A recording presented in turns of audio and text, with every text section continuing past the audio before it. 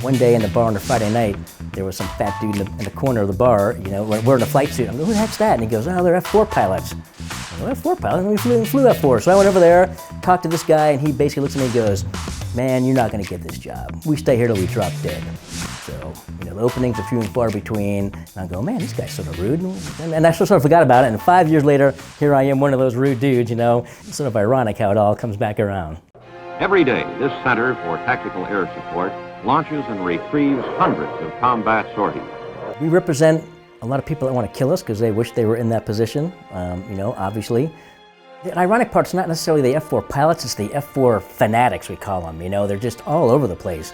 Truly a live, rambunctious crowd. I mean, sort of groupies when you get right down to it.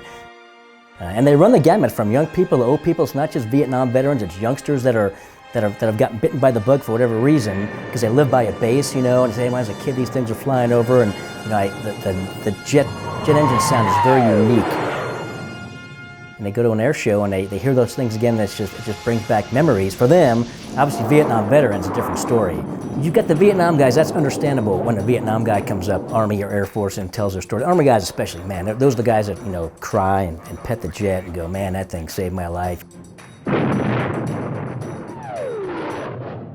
These people's kids come up there and they know all these things about the F-4, and they can tell you about what it does and what it was used for. So it really is multi-generational, this airplane, and I'm not sure what other airplane will do that. Hard to believe that that thing was built when I was born. You know, whatever that magic was. 3, 2, 1, mark. Good, Mark. Drone is destroyed in half.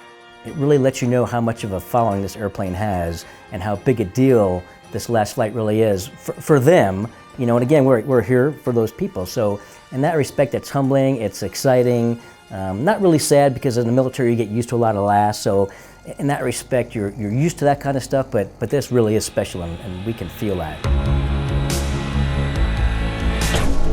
I'm gonna miss going up there, you know, and messing around with the clouds and you know, flying through the clouds, a sense of speed.